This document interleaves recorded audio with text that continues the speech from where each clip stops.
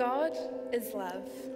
This means that everything I am and everything I am not, everything I have experienced and everything I am about to experience, everyone I love and everyone I find difficult to love, everything from my past and everything in my future, everything that I value and everything that I see as having no value, everything that fulfills me and those things that trigger feelings of guilt and feelings of shame, everything I think I understand and everything I pretend to understand. All of this happens inside of God's love. This means that when I ask anything, I can ask from a posture of trust. I trust that God loves everything I am and everything I am not. The Father, the Son, and the Spirit. They've been right there with me through every experience, and they will be with me in every future experience. They love me unconditionally in spite of my inability to love this way. They see me as immeasurably valuable, even though I struggle to see my own value. My feelings of guilt and shame have only ever been a barrier for me and never for them. They have never stopped pursuing me. God is an awesome whānau, and an awesome whānau loves when you ask them questions, because questions are evidence of a relationship. So know this, when you ask them anything, they smile, they wink, they dance and they sing because they've been waiting. But they also know something about us. When we ask with anxiety, it's because in many ways we've answered our own questions about them with unsatisfactory answers. We try to find answers to questions of infinite significance with finite minds. They know that mostly we learn about them through rigid religious ritual and agenda, which left us with a brave face but an empty heart that was quickly filled with fear. Fear. We seek certainty driven by our fear of the future, the way we imagine it. And when we imagine the future, all we try to see is ourselves and the ones we love, but very rarely are they, is God in it. The future minus them equals fear. So they want us to know this. With them, there is no past or future. Everything is present. They exist in the present. They are always here. It is always now. They want us to know that their ways are not our ways. Their thoughts are not our thoughts. When they think of us, they don't see how we see, because their thoughts are higher, wider, longer, further, deeper, stronger, warmer. And they want you to know that they are particularly and especially fond of you. So smile, breathe, relax, sit, and wrap your hands around that cuppa and ask anything, because it's all going to be okay.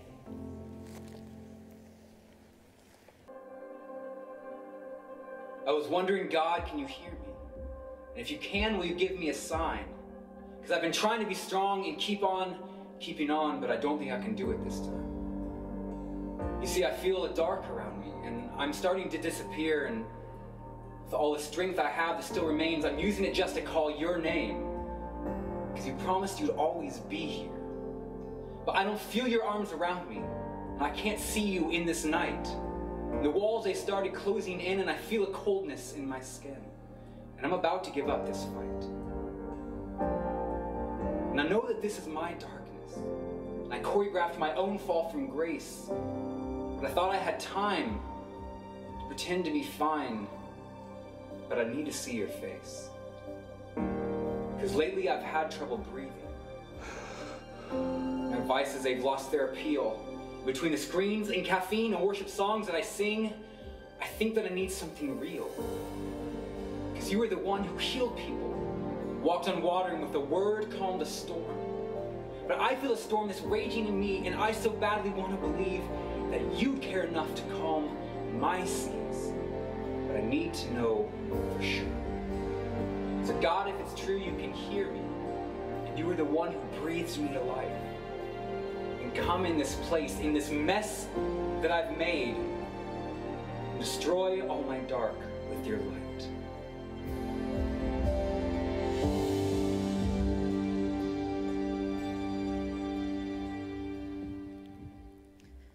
everybody. If it's your first time here, if you're new to Papster, my name's Keira, and we are in the third week of our Ask Anything series. This series is designed so that we can hear from everybody in our community. They can submit questions, any question that they like, and then we sit down as a team and we go, ooh, who's going to be brave enough to try and answer that question? And today, I'm the winner of the answering questions today, and we're going to look at the question, is it wrong for a Christian to be suicidal? Is it wrong for a Christian to be suicidal? So if you submitted that one, I'm going to do my very, very underqualified best to at least host a discussion, a place where we can have a look at this, and it might just increase our discussion on it and the way we talk about it. But as a nation of New Zealand, we've recognised that we're actually not very good at talking about this. And so a few things have happened. Break the silence has become a feature in the New Zealand Herald. I think it's been happening for about the last 5 weeks. Apparently, according to statistics, New Zealand has the highest teen suicide rate in the developed world, and the second highest youth rate. So that's anyone under the age of 25. Mike King, who quit the government suicide panel just a little while ago, said that a total of 579 Kiwis took their own lives in the calendar financial year 2015-2016. But because certain types of deaths that are questionable aren't counted in that, he doesn't think that it's overly ambitious to count that number at well over 1,000. A TV show arrived on Netflix called 13 Reasons Why, where a teen girl leaves taped messages to the people in her life that she considered to be one of the reasons she killed herself. And the entire premise of the show is based on that. And people are conflicted about this TV series because, of course, they are.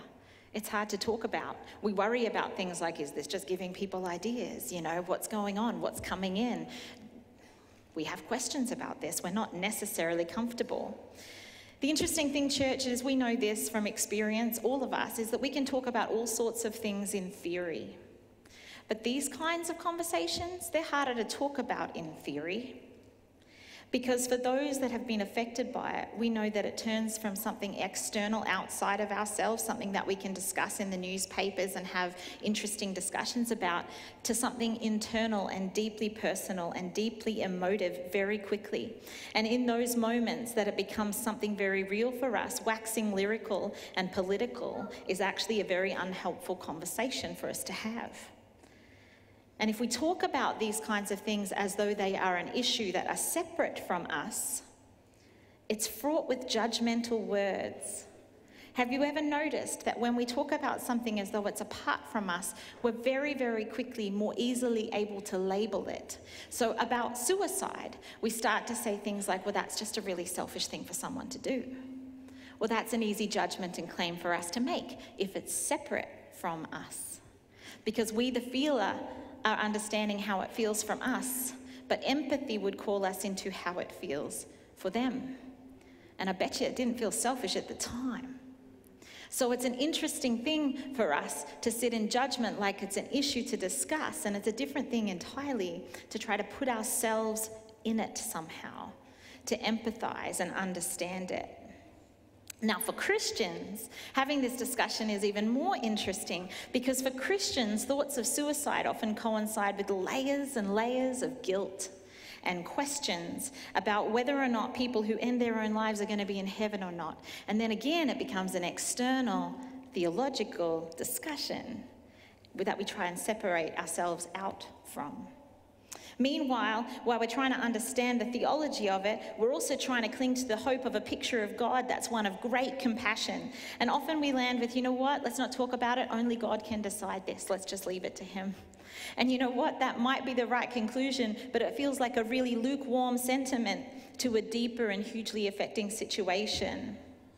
And it just might be an indication that maybe sometimes we can just ask ourselves the wrong questions. So is it wrong for a Christian to be suicidal? No, it's not wrong. It's heartbreaking. It's real and it's entirely possible. Given the world we exist in and the things we encounter here, Christians are not immune from the feelings and experiences that trigger suicidal thoughts and actions. Christians live in the same world as everybody else. Christians and non-Christians alike have access to medicine and have access to intervention and mental health support services and counselling that we thankfully have in the developed world. But we're finding out in New Zealand that even those things that we have feel kind of inadequate, like they're not even meeting the need that exists in the developed world, let alone in places where these services aren't available to us. And my greatest fear in addressing this issue from the front today would be that everybody thinks that it can all be cured through a sermon, it can all be cured through a prayer, it can all be cured, but we actually have other interventions and other services at our disposal, and sometimes it's a question of multiple layers of intervention, multiple levels of attack. So Christians and non-Christians alike have access to these things, but we debate things like whether or not we need medicine for depression, because shouldn't our faith in God be enough? Isn't He the healer? Sometimes we do this and we deny the parts of our physical being that need to be addressed at the same time that we try to nurture a spiritual being or some kind of religious guilt that we've grown up with, or maybe the possibility of multiple interventions at once. For example, you can have medicine because you suffer with depression and still believe in the power of prayer and bathe everything in your experience with that faith journey and with that prayer. They're not mutually exclusive. One doesn't cancel out the other. Now, I feel like I just want to pack up and sit down because I feel very underqualified to talk about this from the front. I feel like a sermon will be so inadequate in terms of covering all of the pathways we could possibly go down when it comes to a sensitive and very, very real topic like this. I'm not a doctor. I'm not a mental health professional. I'm not actually an authority in any way. But like you, I have experienced extreme sadness. There have been people in my life that I have lost to suicide. I've attended those funerals also. There are people in my life that are close to me that live with the reality of clinical depression and have struggled over many years to live and hold on through oppressive sadness and hopelessness, all the while trying to live fulfilling and meaningful lives. People whose faith has struggled with the reality that they need to take medication maybe, and asking themselves the question, why can't God heal me? I've stood at the bedside of people after they've made a failed attempt on their own life.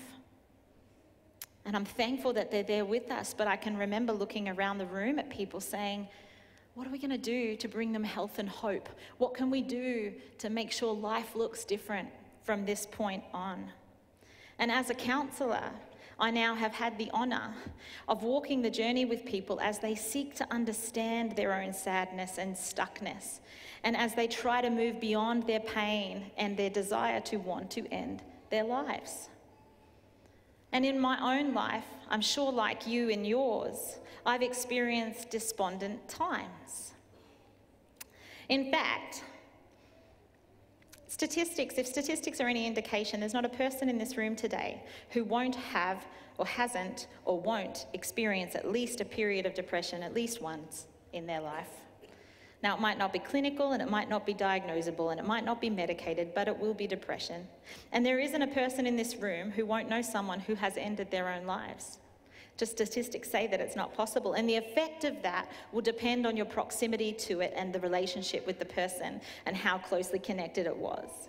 In that moment then, the debate about whether or not it's wrong or right, it's actually an unhelpful question. It's clear to me that it actually just is. I think I'm learning that the only difference between Christians and non-Christians is Christians are aware. Now, I say this deliberately. We are awake to the fact that we have unlimited access to the God of hope. Everybody else also has access to that God. We just don't know that they know it yet, right? So the difference between Christians and non-Christians is we have the luxury of being aware that we have access to a God of hope. And hopefully we have the support of a community of people to walk with us through the hardest parts of our journey. So what hope can this give those of us who have experienced suicidal thoughts or have lost someone to this end or live with depression on a daily basis? Is it wrong for a Christian to be suicidal? No. It's not wrong. In fact, it's not a judgment word at all. Perhaps behind the question lingers more questions, deeper questions like, if I believe in God, why? The why question. Why do I feel like this? How do I live with the feelings that I have? There's a question. Isn't God supposed to take away these feelings or fix this experience? As Christians, we can beat ourselves up for not having a faith that's strong enough to conquer our feelings or our lack or our sadness or our grief or our hopelessness. Because isn't our faith supposed to fix that? So the deeper question behind the question, is it wrong? Actually is, why is it? Why? Guilt, lack, shame, futility. And though the Bible doesn't use the depression very often, except in a few translations and verses, it often references other similar words like the word downcast or brokenhearted or troubled or miserable or despairing, mourning. And throughout the Word of God, there are a number of stories about godly, influential men and women of faith who struggled and battled through dark times of hopelessness and depression, just like us.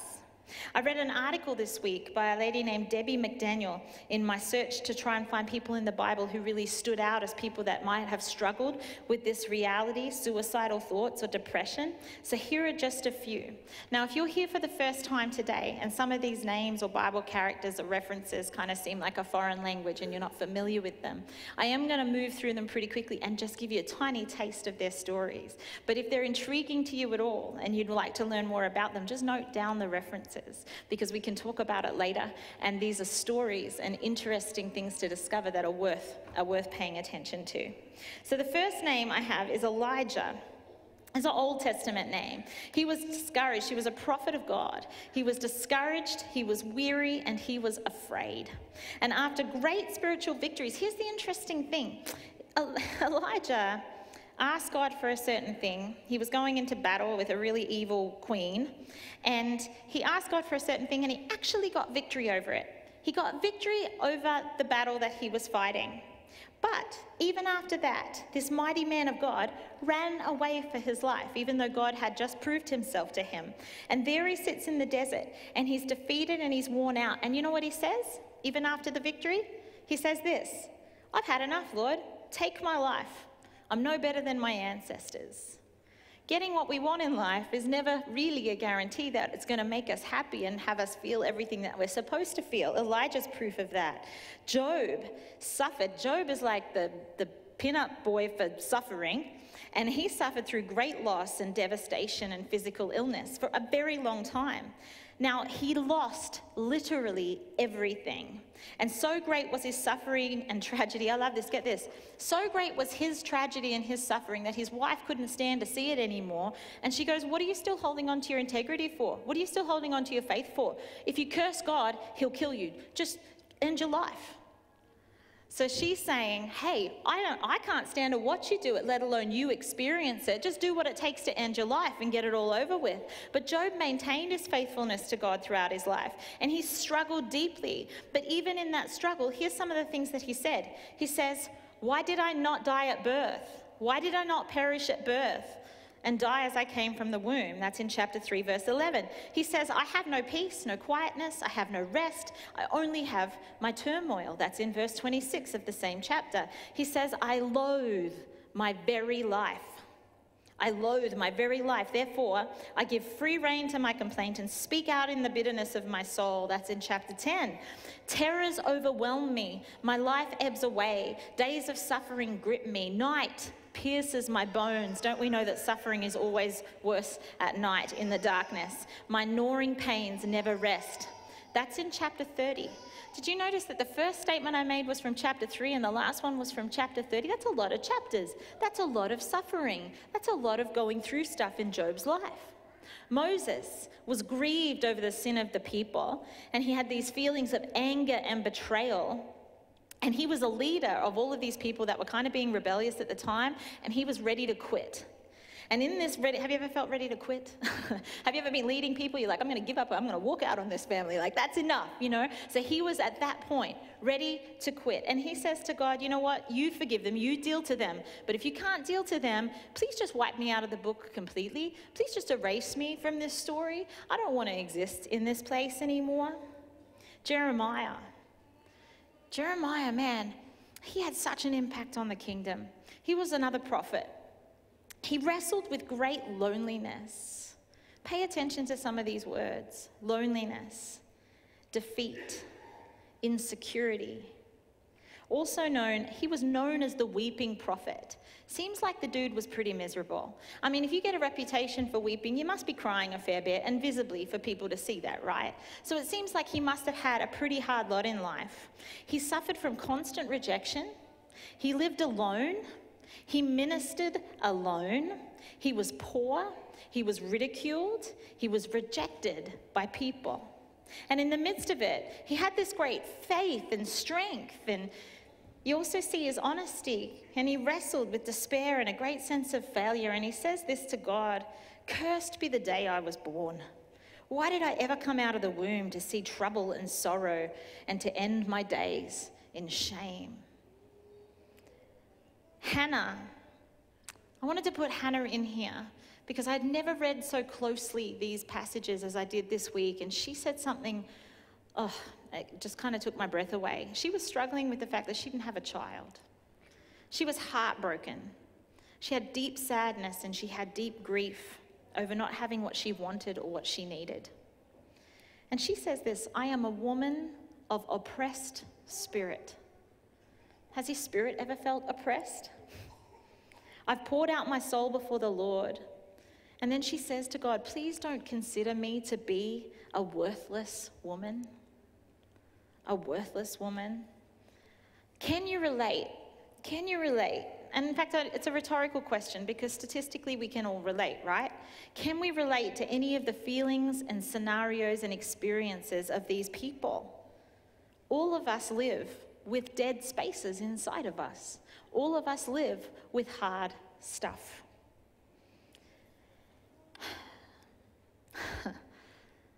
It's huge, it's heavy.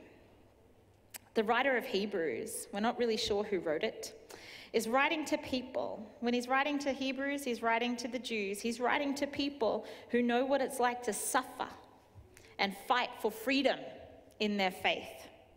And he writes this. Let's read this. I'm not going to get you to turn to the pages today. I'm just going to put it on the screen because I am using different versions of it, not the Bibles in the pews in front of you. So we'll read it from the screen. "Therefore, since we have so great a cloud of witnesses surrounding us." Now I just want to pause there. Some of the witnesses that this passage is talking about are the people that we just mentioned. Okay, so since we have this great cloud of witnesses, who do we have? All of these people that have gone before us. This great cloud of witnesses, these people of faith, these people that have suffered. Now remember, the writer of Hebrews is talking to people who are suffering, so he's referring to people who have gone through it, you know. So have a look back. We have this great cloud of witnesses surrounding us. If you want to read about those witnesses, it's like the Hall of Fame in the chapter before. "Let us also lay aside every encumbrance." Now, encumbrance is a bit of an odd word. So the root word for this is weight, heaviness, oppressiveness. Let us lay aside every oppressiveness, weight in our lives. Because he's basically saying, since it's a sure thing that we're going to have hard times, since we're going to struggle, you know, let's have a look at the strugglers. Since we know that this is going to be the deal. "So let us lay aside every encumbrance and the sin which so easily entangles us, and let us run with," what's the word? Endurance. The word we all love to hate. Yeah. Endurance, just by the nature of it, does not indicate ease. Endurance.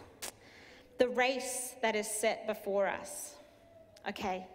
The race that is set. Let us run with endurance the race that is set before us. Now that word is not underlined in the Bible. I underlined it. The reason I underlined it, because I heard recently somebody talk about this word in particular of this passage, and it has transformed my thinking. The Greek word for the word race is the word agon in the Greek, right? The original language, agon, which refers to a contest or an effort or a conflict or a contention. So a fight, a race, that's why it's been translated to race. But it is also the word that we get the word agony from. We get the word agony from the word agon. So it's saying, let us run our agony. Now, another translation of the Bible says, let us run this race well. So now, if we translate the word, it's let us run our agony well. Let us run our agony well. We can keep moving. We don't have to stay stuck. But how? Then it goes on, verse 2. Fixing our eyes on Jesus, the author and the perfecter of our faith, who for the joy set before him endured the cross, despising the shame. Interesting the use of words, don't you think? Joy. Run our agony for the joy set before him. He endured the cross, despising the shame, and has sat down at the right hand of the throne of God. That just is a way to say he won. He won. He survived it. Okay? So, fixing our eyes on Jesus, who did some massive enduring. What is our instruction? It seems to me that this might be, this fight against, this agony, might be found in what we do with our eyes. Fixing our eyes. So it might be something that our eyes can win for us. So verse 3, for consider him who has endured such hostility by sinners against himself, so you will not grow weary. So you will not grow weary and lose heart. It's like Jesus is saying, I did this, I endured this, so that when you're enduring it, yeah, it's going to hurt, but you don't have to lose heart. Considering him, thinking about him, so we don't grow weary or lose heart. Fix our eyes, fix our eyes. It goes on to say that we have not yet resisted to the point of blood. And when it says this, it's using Jesus as an example, because it doesn't mean that we have to resist to our blood. I think we go, seriously, God, I have to fight more for this? I have to hurt more for this? No, you don't. It's not your blood that the passage is talking about. It is the blood of Jesus. He already did. He already endured for us, because God is a God of great compassion, and God knows what endurance looks like, and he knows it's not always our strong suit. Can you relate to the idea that he knows sometimes our muscles are weak and we let ourselves get really unfit, and at the moment that we're at our most unfit, boom, there's this race in front of us and we can't run it. It's like we can't even start. It's like we get stuck. I think there's a reason why God's asking us to do something with this verb run, because it requires movement. It's like, please don't get stuck under the weight of this. Please don't just stay here. Just take a little step. But our muscles get weak sometimes. And so he's like, when you get stuck, I've got you covered. I've got you covered. I already endured this for you. There's great hope in that. I was talking to a friend of mine about this and about this passage in particular, and she said, you should just talk about it like it's a boxing match. And I'm like, yeah, no, I'm going to do that. I like boxing these days. I'm not like a world champion or anything, but I like boxing, okay? So you have this boxing ring and you have a boxer, and they come into the ring and they get beaten up and they get hurt. But whenever they're still standing, when they go back to their corner, what does the coach tell them to do? They have a little timeout, and then what do they have to do? They're not knocked down. Get back out there. Get back out there. You know, so the boxer goes in, and while ever they're standing, even if they're miserable and even if they're hurting, they get back in the fight. Now, the difference between a boxer who's all bloodied from his fight and us is that we don't have to fight until our own blood. We're in the fight, but we're claiming the blood of Jesus, because he already did. He already did. Speaking of boxing, it was a few years ago that I thought I needed to make a change in my life. And I had some questions around my endurance levels. Not my spiritual ones necessarily, but my actual physical ones. But what I'm learning is that you can't really separate the two out. And I know some of us hate exercise, and we hate the exercise analogy when they get up the front and they use exercise as an analogy. And what does it feel like? It just feels like work, you know? And it just feels like guilt. But it's interesting that our physical lives sometimes mirror our spiritual lives. The things that we need endurance in often filter into the other areas of our life. I know we like to compartmentalize and say, well, that's the physical, and that's the professional, and that's the this one, and that's the this one. But do you know what? You look at your life closely. This one will mirror this one. And this one will mirror this one. And it's not so easy to compartmentalize. So I'm just going to roll with this analogy, and I'm sorry if any of you just instantly shut down because you're hearing exercise. But we need to pay attention to these levels of endurance. And I realized that I wasn't as productive as I could be. And I wasn't as awake or as strong as I could be. And I felt convicted to change. And I knew that I think, if I look back at it, isn't it interesting what hindsight does? If I look back at it now, I think I knew that there was going to be stuff ahead of me that I needed to be stronger for. And I just didn't know what at the time. But there was this deep prompting in my life that you've got to get productive, girl.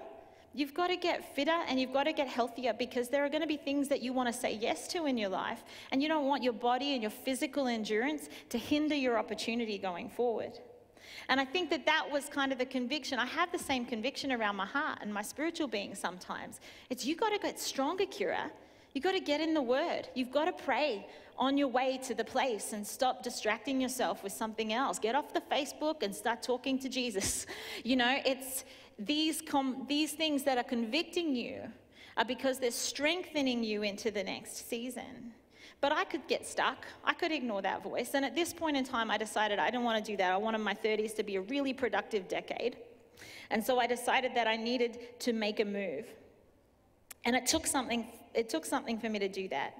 It meant that I had to sit down with somebody and admit that I needed help, because I wasn't going to get fit on my own. I wasn't disciplined enough. I didn't like waking up in the morning.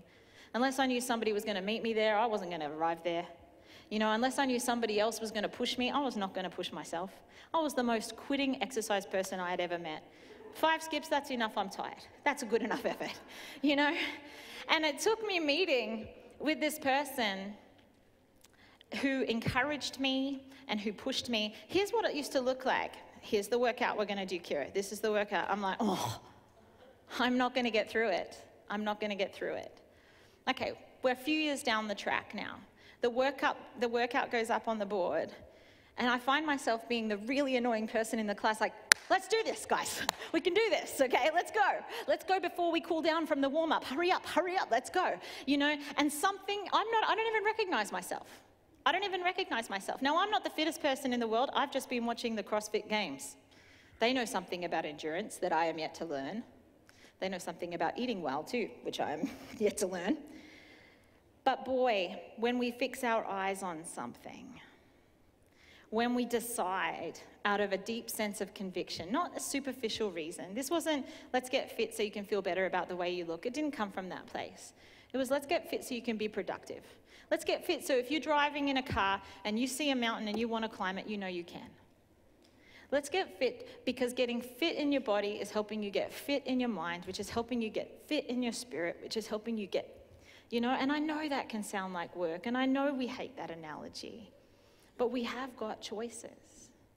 We have got choices to make. If I'm honest, the same thing is true with my emotional resilience. I look back now, and you can probably do this for yourself. When you look back now, some of the things that used to crush you, that used to get you stuck, that used to have you halting, are now things that you're like, all right, let's just get on with it. You know, you do build up your strength and your resilience over time. The agony is still the agony. Nobody's saying that the hurt doesn't hurt. The hurt hurts, but you can keep moving and you don't sink underneath it. I feel like the writer of many, many books in the New Testament, Paul, he knows this reality well. He was a Bible character that knows what it's like to suffer. So if you haven't read about Paul's life, I encourage you to read about Paul's life. And he says this in 2 Corinthians chapter 4, verses 8 to 9. He says this: we are pressed on every side by troubles, but we are not what? Let's say the word. But we are not. We are perplexed, but we are not driven to. We are hunted down, but never by God. We get knocked down, but we are not. We are not destroyed. He knows about the boxing match. Paul knows about the boxing match. He externalized. Do you know what I love about this verse? He didn't ignore the hard stuff. He named it. He didn't say, it's all right, we're not crushed. He first identified that we're pressed in, but we're not crushed. He says we are perplexed. He names it. He doesn't go, it's all good, everybody. We're not driven to despair. Let's just get over it. He said, no, let's admit what's really going on. We are perplexed. This is hard. We are pressed in. This is hard. We are hunted down. This is hard. We are knocked out. But then he claims it. So he identifies what's going on. There are some people in their well-meaning loveliness who, when you are saying, this is hard for me, they say, oh, well, at least, you know? Or when you're saying, I feel knocked down, they go, but at least you can get, but just remember that God's, and you know what? He is that, but it's also this. And if we can learn how to validate this and still claim that, then we will get a little bit further in our resilience. Because, and actually I was going to make a great point, but I think I skipped over it. Where is it? This was in the exercise bit. I can resist more when I learn to endure more. I don't know what to resist unless I can name it. So if I'm resisting being perplexed, I need to know that I'm perplexed. I can't just deny that and be resilient enough to move on. And I think this is where we get the imbalance, right? It means we have to sit in this space and in this space. It means we have to recognize the hard and recognize the victory. And it's okay to be both. We are all of these things. We do not have to be one or the other. They're not binary points. Are you hearing me? So I heard a psychologist say once that if as adults we could get really, really good at identifying our need and asking for it, then everybody else's mental health will probably be better. But half of the time we don't spend our time identifying the need or identifying the problem, so we don't know what to claim over it in order for it to be free. If I don't know I'm perplexed, then I don't know what to do with the fact that I'm perplexed. I just feel stuck there. So let's name the thing and then claim the thing over top of that. So Paul did this really well. Recently, church, I've sat down with the Lord and I've had a conversation about my life. There's a couple of things going on, like there is for everybody. This is too much for me, God. Is this really how it's going to be?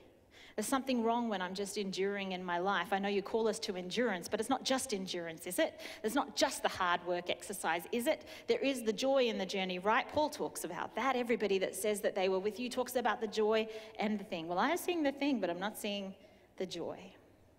And then I heard this message a couple of weeks ago that said, run your agony well. Run your agony well, Keira. Fix your eyes on him and run unto blood, but not your blood. Jesus' blood, because he already won this. So Hebrews, the title at the top of it, the passage that we read today says, Jesus the example. Jesus the example. He's not giving us an instruction on something that he didn't do for us, with us, and on our behalf.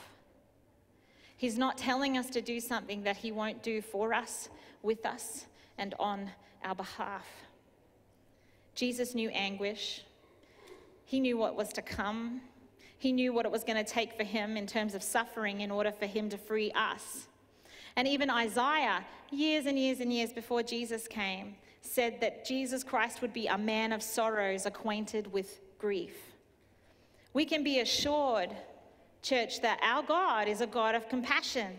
That whatever we face, Jesus understands our weakness and our suffering and our greatest times of temptation and our despair, because he too had to run out his agony.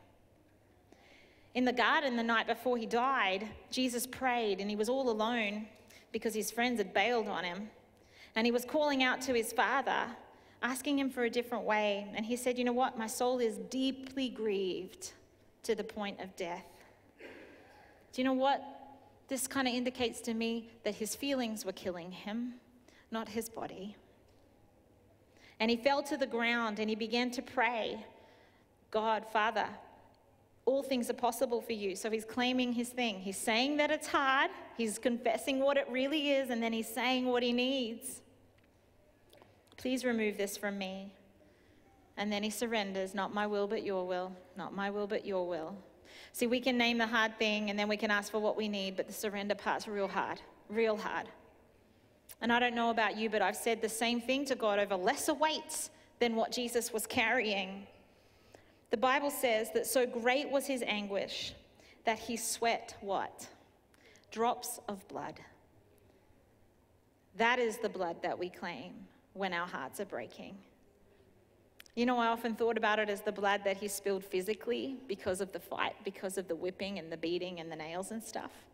But now when it comes to the heartbreak, I think it might be the blood that he sweat that I'm claiming. So the question is, what do we do with all of this? Those we have lost because they ended their lives, you know, they've often done so because they already feel dead inside. Can we just hold that as a sacred grief? One that we may never fully understand, but we know affects us greatly. And can we recognize that Jesus wept blood in his anguish? He sweated blood in empathy for our anguish. And that he is a God of great compassion and unlimited resource. And you know what, church? As a body that believes in him, a lot of that resource that God provides is found in the person of you and me. We are that resource for each other. We are the help and the support and the praying and the walking the journey together, even when it's hard. We make up the health professionals in this world and the mental health professionals in this world. We make up the family and the church and the friends that wrap around the people that hurt. So can we be people of great compassion, not judgment? Can we be people that have heart and soul and empathy for people that are struggling with the hard, oppressive, dark stuff? And for those who are hurting now, this is not necessarily a lack of faith that sends you into a tailspin. Don't guilt yourself with that. Please don't. Please take that off you. This is not something to feel guilty about when life is sort of spinning out of control and it's heaping up on you and it's compounding. When there's a gap between who you are right now and who you want to be, when there's a lack of scarcity or there's some hurt that feels far too big, then you can also learn to run your agony well by fixing your eyes on Jesus, who sweat blood and experienced agony because he really wants to help you fill the gap. It is possible that we can create a space for our feelings and we can create a space between our feelings and our actions. I feel a certain way doesn't mean I have to act on it right then and there. Can I just create a little space? There's a lady, beautiful doctor lady, that has a PhD in emotions. That's right, that's how complex emotions are. For all you men out there that are saying there's 3 words. There's 3 words that are emotions. I'm just kidding. All those men are at man camp, right? Kidding. I know lots of men who know how to label lots of emotions, and I did not mean to be sexist. I apologize. So, there are lots and lots of emotions. Susan David has a PhD in what we call emotional agility. She says if we can just create a little bit of space between what we feel so it doesn't control us and how we act, if we can just widen that gap to do some processing, to do some thinking, then something happens in that space. Something really healthy happens in that space. And you know what? I saw that pattern when I was reading those verses. When Paul says, you know, I'm perplexed, but I'm not this. That's Paul creating space between how he feels and what he's going to do with it. If we can just create some space. I'm going to end now. David was troubled and he battled deep despair. In many Psalms, he writes of anguish and loneliness and fear, and he lost his sons, and he was just kind of a bit of a mess. And he says, you know what, my guilt overwhelms me like a burden too heavy to bear. Does your guilt overwhelm you? He says to himself, why are you downcast, O my soul? Why am I so disturbed within me? See that? He's not afraid to ask himself what's going on inside. Why? Why do I feel like this? What's going on within me that I could feel so heavy and have it be so hard? And then he tells himself, put my hope in the Lord. I will praise him anyway, my Savior and my God. What does it look like, church, to run our agony well? How can we build resistance unto blood? But not your blood, Jesus' blood. Use every resource, please. Don't stay stuck in your pain. If you're hurting today, use every resource that's available to you. There is no shame. There is no shame in this struggle. It is common. It is statistically going to happen for everyone. People of great faith experience great pain. Jesus had the most faith of anybody in the world. He knew the Father. He experienced great pain.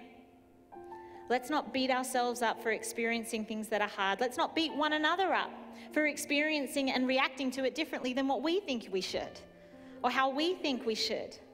Let's fix our eyes. Let's run our agony. Let's build resistance to endure what is certain victory. Let's step fully into life, both the highs and the lows. Is it possible? Is it possible that the places of our deepest wounds and hurts are the places that God is just looking to redeem and asking for us to run our agony toward Him? Let's run toward Him, fixing our eyes on Him. He wants to redeem it. Let's just listen to Moala sing these words for a few minutes. Weeks ago, when I first heard the message of run your agony well, the lady that I heard say it, invited people to come for prayer to the front. Now, I don't know what it's often like to be on the other side of that invitation. I know what it's like to invite people for prayer, but I was fighting with myself when I was sitting in the seat because I didn't want to go forward. You know, none of us ever do. And I was debating about it, but I felt really something broke within me when she was talking that day, and I really felt like the Lord wanted me to pay attention to what the breaking thing was. And so I went to the front, and it actually took a while for someone to get to me, so I was standing there for a while, and I wanted to run. I did not want to stand there, and I just kind of I was looking around for somewhere to sit. It was kind of clunky and awkward for me, and then this person, I like to feel like I have it all together, I don't know if you noticed that, but this person came up to me, and they started asking me a question. What is it that you're feeling broken about? You know, ask me my name. What is it that's hurting you? And I've discovered a truth in my life that I've always felt like I'm kind of an all or nothing person. And so when I was a little kid growing up, I was always just a bit too much for people. I was one of those kids. You know, I felt everything, you know. And if you didn't know what to do with feelings, it's just shut down, Keira, sit down, Keira, you know. And then when I was sad, I was always deeply sad. I was always deeply wounded. I'm a big analyzer of most things that I feel and most aspects of who I am. I exhaust myself, let alone the people around me. So I can understand why I was too much. But I actually needed to not be too much. I needed for it to be okay. And it just wasn't. So I feel like I spent the rest of my life trying to shrink myself back down into something that's palatable for people or something that's acceptable or it's not too intense. And I don't even think I do that very well because I'm still too much. But it's something that it's a lie I believed. I believed that I was too much. My life growing up in school was the opposite. I was never enough. I was a kind of an achievement, performance-driven person, and I just never quite made the bar with certain friendships, or I was, you know, just my experience was you're not enough here and you're far too much here. And so I went to the front, and this lady asked me these questions, and so I prayed. I told her. Now, I'm not really a public crier, and I wasn't crying with my body, but my tears were just not stopping. And I didn't really understand it, but I went, no, this is the Lord. This is what He wants me to say out loud. And so I said it out loud. And then she asked me this question. She said, what is the Spirit telling you about yourself? What is the Spirit telling you is the truth? If you've believed these lies, what's the truth? And it took me ages to spit the words out because it's so much harder to believe the truth than it is the lies, right? And I felt like the Spirit said to me, I delight in you. And I went instantly, well, that's impossible. I'm far too much. Or I'm nowhere near enough. I delight in you, Keira. Now delight in me. Run your agony well. I prayed the prayer and I said it out loud. And there has been a certain freedom in that. Am I cured? No. Those lies are deep in me. Am I cured? No. But I'm hearing the voice, I delight in you, far more clearly than I was hearing it before. And so after talking about a heavy topic like this, I thought I want to give people the opportunity to experience what I experienced. So there are some of you that are sitting in the room today that would really like prayer over a broken place, that would really like prayer over a space that's in you, that you need to say out loud and hear what the truth is, hear what the Spirit's saying instead. I don't want you to come and stand awkwardly at the front. That's not what I'm asking you to do. But the front seats are free. They're always free, aren't they, the front seats? The front seats are free, and there are people that are willing to pray with you and for you. And so this morning, for those of you that want to come to the front and sit and just have a time of prayer, it can extend well beyond when church finishes. It's fine. It'll take as long as it takes. For those of you that just want to contemplate what God's going to redeem in your life, Moella's going to keep singing. But just as she keeps singing, if you would like some prayer this morning, if you would like to confront that space and receive some healing, I pray in Jesus' name, then I just want to invite you to come sit at the front, and somebody will come meet with you. And if they're busy, they'll come to you. Just wait. Just wait. We'll pray with you. The day won't end without us praying with you. Okay? So that is the invitation. Let's keep singing.